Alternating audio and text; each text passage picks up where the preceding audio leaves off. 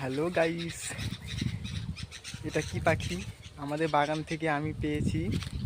হয়তো বাসা থেকে নিচে পড়ে গেছে, সে ঠিকমতো উঠতে পারছে না, কিন্তু তাকে দেখে আমার খুব খারাপ লেগেছিল, তাই আমি কাছে নিয়েছি। সে কিন্তু আমার কাছ থেকে আর যেতে যাচ্ছে না।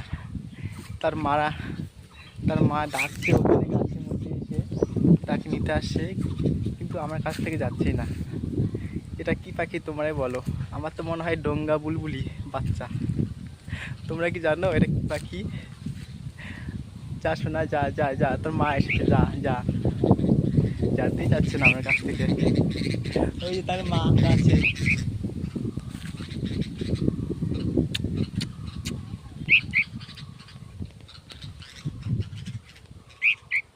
তোমরাই বলো এটা কি করবো?